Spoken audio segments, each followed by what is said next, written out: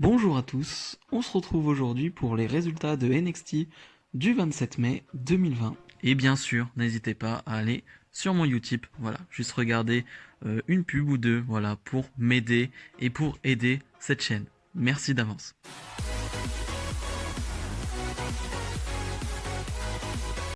On commence avec le Triple Threat pour déterminer qui sera en finale avec El Héros del Fantasma du tournoi Cruiserweight par intérim, où on a Drake Maverick, qui est un peu la seule histoire de ce tournoi, la seule histoire construite, où on voit vraiment, voilà, on comprend l'histoire tout simplement, avec le fait qu'il soit renvoyé, mais qu'il se bat pour son emploi. On a Jake Atlas qui est un peu la surprise de son tournoi, j'ai envie de dire la révélation, en tout cas pour moi, pour ma part, que je ne connaissais pas, et qui m'impressionne tout simplement. Et on a le vétéran, le favori de ce tournoi qui est Kushida. Donc je trouve qu'on avait tout pour avoir un bon match. Et on l'a eu, tout simplement, dans une 10-15 de minutes, c'était parfait. Il en fallait pas plus, il en fallait pas moins. Et on a tout eu, tout simplement. Drake Maverick est un peu en retrait sur ce match, et j'ai envie de dire c'est un peu normal, c'est un peu le but de l'histoire, c'est-à-dire que voilà, il se bat à chaque fois, il revient dans les fins de match, mais c'est pas lui qui va construire le match, c'est pas lui qui sera mis en avant dans ce genre de match. Jake Atlas et Kushida vont avoir des échanges fantastiques à chaque fois, et ouais, c'est vraiment un match que je conseille parce que j'ai adoré, tout simplement. Ça allait super vite, c'était fluide, les enchaînements sont parfaits, donc voilà, j'ai vraiment adoré. Et cette fin de match assez bizarre, j'ai envie de dire, mais que je comprends. Kushida va porter son sorte de Juji Katami, voilà, sa prise de soumission sur Jake Atlas, et Drake Maverick va en profiter pour faire un tombé sur Kushida, voilà, qui ne le voit pas venir, tout simplement, et Drake Maverick va l'emporter. Et Drake Maverick est en finale du tournoi Cruiserweight. Euh, je pense que c'était le bon choix. Je veux dire, comme je le disais, c'est la seule histoire de ce tournoi. C'est une belle histoire avec voilà le fait que le gars va absolument gagner ce tournoi pour rester employé chez WWE. Donc je trouve que c'est parfait. Et en plus, la manière dont c'est fait, Kushida et Jake Atlas n'y perdent rien. Et je pense qu'on les reverra. Enfin, Kushida, c'est sûr. Jake Atlas, je pense qu'il a marqué des points dans ce tournoi et qu'on le reverra plus tard. Mais enfin, Drake Maverick en finale du tournoi face à Hero del Fantasma. Maintenant, on veut pas de surprise, on veut que Drake Maverick gagne, tout simplement. Je pense qu'on est tous d'accord là-dessus. Je pense que ce serait la belle histoire et je pense que c'est ce qui doit être fait. Mais pour le coup, c'était vraiment une super entame d'NXT. Johnny Gargano et Candice LeRae, voilà, arrivent sur le ring et Johnny Gargano nous annonce qu'il va faire le Johnny Gargano Invitational, c'est-à-dire qu'une superstar va venir chaque semaine pour affronter Johnny Gargano, voilà, une jeune superstar qui veut montrer qu'elle a du talent et qu'elle a du potentiel. Alors là, on a Jobber qui va arriver très clairement parce que le match va durer quoi, 30 secondes il me semble, avec un super kick exceptionnel de Gargano. J'ai cru que la tête du Jobber allait s'envoler. Et donc Gargano va l'emporter. Et après le match, on va avoir Keith Lee et Mia Yim, voilà, qui sont en guerre, on va dire, avec Candice LeRae et Gargano, qui vont un peu reproduire les segments que font Gargano et Candice LeRae chez eux, avec le dîner, voilà, avec les effets noir et blanc dès qu'ils disent quelque chose de plus dark. Euh, pour le coup, quand Gargano et LeRae le font, je trouve ça pas mal. Ça me divertit pas de ouf, mais je trouve ça pas mal. Là, je sais que beaucoup ne vont pas être d'accord, mais je n'ai pas trop aimé. J'ai pas trop apprécié. Je trouve que ça se veut marrant, mais j'ai pas trouvé ça hyper drôle. Il y a juste, voilà, Tegan Nux qui arrive en livret Uber Eats, voilà, avec sa pizza. Ça m'a un peu fait marrer, mais sinon, dans l'ensemble, euh, je trouve que ça colle pas à Kisly. J'aime bien le côté marrant de Kisly, mais là, je sais pas. Je trouve que ça colle pas. Je trouve que Miaim dans l'acting, et là c'est que personnel hein, de toute façon, je trouve que ça va pas. Elle dit deux trois choses marrantes. Voilà, elle parle de Candice LeRae. Elle parle comme si elle était Candice LeRae. Elle dit oui, ça fait 1000 ans que je suis à NXT, j'ai toujours pas gagné un titre, machin. Ce qui est assez vrai. Et je vis dans l'ombre de mon mari. Voilà. C'était plutôt intéressant. Mais l'ensemble, j'ai pas trop aimé. J'attends juste le match pour le coup parce que le match en 2 contre 2 peut être excellent. Là pour le coup, franchement, ça peut être très bon. Mais ce genre de segment, je suis pas très fan. Drake Maverick se fait interviewer en backstage. Euh, Et Kushida va arriver, va un peu le féliciter, mais voilà, un peu à contre-cœur, j'ai envie de dire. Kushida va vouloir s'en aller et Drake Maverick va lui dire euh, t'es vraiment quelqu'un de bien, Kushida. Euh, Quand j'aurai gagné le titre Cruiserweight, tu seras le premier à avoir un match pour le titre. Donc voilà, j'ai trouvé ça hyper sympa. Les deux vont se serrer la main et ça approfondit un peu plus le personnage de Drake Maverick qui est vraiment quelqu'un de bien. Et pareil pour Kushida qui est vraiment une bonne personne du côté d'NXT. Et voilà, et je pense que ça peut être un bon match en plus les deux si Drake Maverick devient champion Cruiserweight. Donc voilà, c'est très bien pour approfondir un peu plus les deux personnages. Shotzi Blackheart face à Raquel Gonzalez, accompagnée forcément de Dakota Kai. Et pour le coup, Shotzi Blackheart est là depuis quelques mois à NXT, mais on n'a pas encore vu grand chose. Et là, je trouve qu'en rien que 2 minutes, on a vu de quoi elle était capable. C'était vraiment très bien. Sur les 2 minutes qu'elle a fait des enchaînements très intéressants. Et même avant ce match, je ne pourrais même pas dire c'était quoi le style de Shotzi Blackheart, tellement j'en avais peu vu. Et je ne la connais que de WWE, donc je ne sais pas ce qu'elle a fait avant, je ne connais pas son style. Et là, rien que sur 2 minutes, je me suis dit, ah ouais, d'accord, c'est ça. Et c'est intéressant pour le coup. On va avoir une domination de Raquel Gonzalez qui est assez terrible dans le sens où c'est pas hyper intéressant. On va avoir, comme d'habitude, Tegan Nox qui va venir parce que Dakota Kai va essayer d'un peu intervenir dans le match. Tegan Nox qui est partout, hein, on est d'accord. Pendant le match, Candice LeRae va aussi venir, elle aussi est partout. C'est un peu n'importe quoi, c'est un peu un bordel. Et ce bordel va profiter à Raquel Gonzalez qui va l'emporter parce que tout le monde, l'arbitre ne regarde pas et Dakota Kai va intervenir et va faire gagner Raquel Gonzalez. Mais ce qu'il faut retenir de ce match, pour moi, c'est la chute de Shotzi Blackheart avec ce saut avec le dos et un peu mal réalisé. On va pas se mentir. Déjà, la réception est très mauvaise. Je crois que c'est Raquel Gonzalez qui est en dessous avec Dakota Kai, il me semble. Euh, c'est très mauvais. Elle ne réceptionne pas du tout, donc c'est le problème. Et comme l'a dit Sturi de Cessal 4 sur Twitter, le saut de Shotzi Blackheart est mauvais et mal réalisé aussi. Euh, pour les initiés de WWE, Kofi Kingston fait ce genre de saut et ne met pas sa tête en avant, enfin en arrière pour le coup, ne la balance pas comme ça, ce qui fait qu'il retombe souvent sur les fesses ou sur le dos. Darby Allin du côté de la de AEW que j'ai vu voilà, lors du dernier pay-per-view le fait aussi, mais pareil, c'est plus safe. Et là, elle retombe très mal, elle met carrément la tête en arrière, elle retombe sur la nuque. Ça aurait pu être très grave. Voilà, faut juste qu'elle fasse attention parce que ça aurait pu être très grave. Au final, je crois que voilà, il y a rien de grave et tant mieux. Mais attention, Shotzi Blackheart et faire gagner Raquel Gonzalez. Pour le coup, je trouve ça un peu spécial. Voilà, je pensais vraiment que Shotzi Blackheart allait l'emporter face à Raquel Gonzalez. Mais je sais pas. Il y a peut-être un projet Dakota Kai Raquel Gonzalez. On en verra plus les prochaines semaines. Mais c'est un peu un bordel tout ça avec toutes les filles à qui s'affrontent. Candice LeRae, Tegan Nox, Dakota Kai avec Raquel Gonzalez, avec Shotzi Blackheart. C'est un peu un bordel pour le moment. Petite promo de Imperium, les nouveaux champions par équipe. Pas grand chose à retenir, juste qu'ils vont nommer Oney Lorcan et Danny Burch comme des futurs adversaires possibles.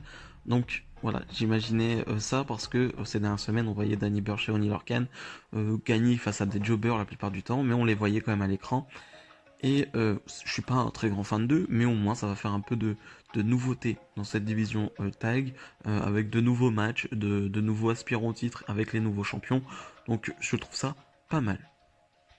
Io Shirai et Rhea Ripley font face à Charlotte et une partenaire mystère qui n'est d'autre que Chelsea Green. Voilà, un peu surprenant, mais en même temps, j'ai réfléchi, je me suis dit, toutes les autres filles sont quand même en guerre en ce moment. Il y a beaucoup d'histoires avec les filles en ce moment, donc c'est un peu compliqué de trouver quelqu'un. Et je pense que Chelsea Green, c'est quand même pas trop mal sur le ring. Et c'est assez établi, on va dire, du côté d'NXT, même si c'est pas incroyable, mais on la voit de plus en plus souvent, pardon. Et au moins elle est là, elle est présente. Et au final, on va avoir encore un bon match, tout simplement.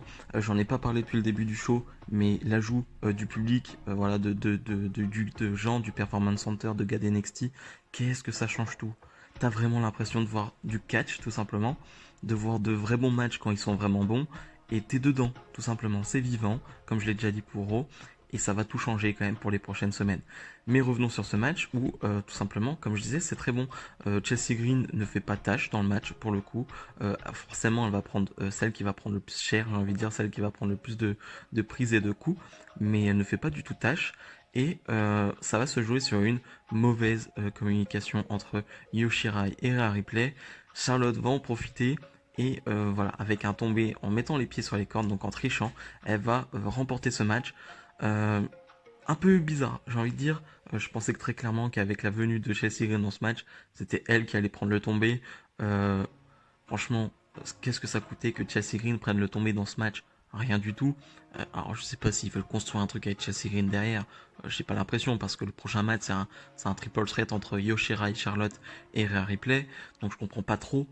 Charlotte va gagner avec de la triche. Donc bon, après ça met un peu d'animosité entre Io Shirai et Rhea Ripley, donc c'est pas plus mal pour le triple threat qui arrive. Et pour le coup, qu'est-ce que j'ai hâte de voir ce triple threat parce que à chaque fois qu'il y a eu des échanges dans ce match entre Io Shirai et Charlotte, Rhea Ripley et Charlotte, c'était très bien. Donc je pense que le triple threat sera très bien. Et en plus avec l'ajout du public, ça ce sera excellent. On va avoir une négociation en visio entre Adam Cole, le champion NXT, et le general manager William Regal. Tout simplement, Adam Cole qui va demander des choses en tant que champion NXT. Il veut que Undisputed Era ait un nouveau shot pour le titre tag. Il veut que Velveteen Dream ne soit plus dans la course au titre NXT. Et William Regal lui dit tout simplement, c'est des négociations, donc forcément j'ai mon mot à dire. Tout d'abord, le truc d'Indisputed Era, non, on n'en parle plus. Les trucs tag, c'est pas mon problème. Mais par contre, à In Your House, le prochain pay-per-view NXT, il y aura Velveteen Dream face à Adam Cole pour le titre NXT. Si Velveteen Dream perd, il ne sera plus dans la course au titre NXT tant qu'Adam Cole sera champion. Donc voilà, il y a une petite importance quand même dans ce match. Et pour le coup, je devrais faire mes pronos la semaine prochaine. Je n'ai aucune idée de ce qu'il faut faire.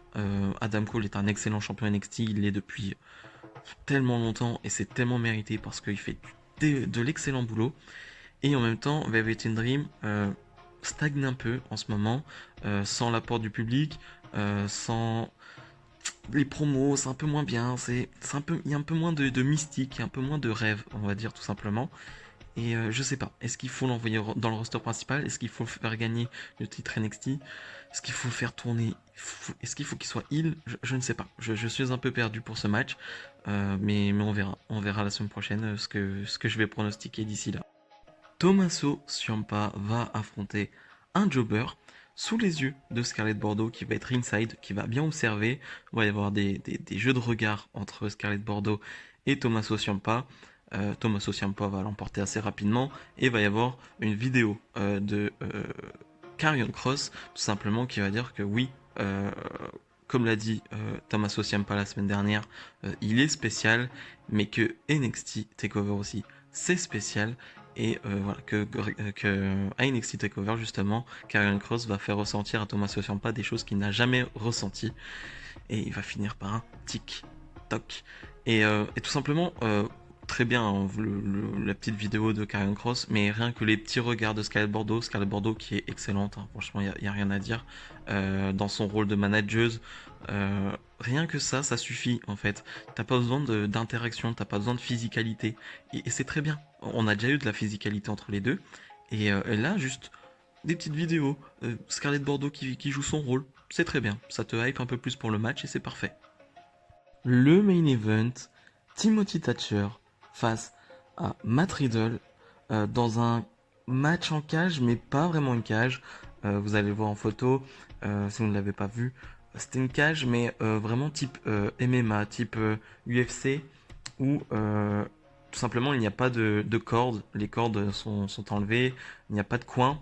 Il y a même un étage quasiment au-dessus. Et ça rendait superbement bien. Je trouvais que c'était magnifique comment c'était agencé. Et ouais, ça avait de la gueule, tout simplement. Avec comme arbitre spécial Kurt Angle. Voilà, on en a déjà parlé, je ne comprends toujours pas pourquoi. Sûrement pour ramener des yeux sur NXT. je peux comprendre l'idée, mais c'était assez spécial. Après, pour le coup, il n'a pas servi à grand chose. Il a fait juste son rôle d'arbitre, et c'est pas plus mal. Hein. J'ai pas envie que Kurt Angle interagisse dans le match et porte, porte des prises. Voilà, donc c'était assez pas mal. Assez bien pour le coup. Euh, et le match, c'était un condensé de tout ce qu'on a vu entre Timothy Thatcher et Matt Riddle lors de leur dernier affrontement. De la violence, de la brutalité, des coups qui claquent, mais qui claquent. Oh là là. Franchement, ça me faisait mal pour eux parce que ça claquait tellement fort. Euh, un peu de hardcore. À un moment, Timothy Thatcher va perdre une dent, ou deux même, il me semble. Ça va saigner énormément. Et Timothy Thatcher qui va vouloir continuer avec l'avis du médecin, qui lui dit oh c'est bon tu peux combattre. Euh, Kurt Angle qui va ramasser les dents, ça m'a tué tout simplement. Mais ouais, c'était pas très beau à voir, mais ça rendait le truc un peu plus réel. Et je pense que c'était le but justement dans ce type de combat de rendre les choses plus réelles, tellement ça va aller loin. On a Matt Riddle qui va porter une sorte de moonsault justement depuis le sorte d'étage qu'il y a. Alors c'est impressionnant. Et Timothy Thatcher qui va porter une soumission et qui va l'emporter. Voilà, Matt Riddle qui va abandonner. Est-ce que c'est surprenant? Matt Riddle qui est annoncé dans les rosters principaux type Raw ou SmackDown dans les prochaines semaines.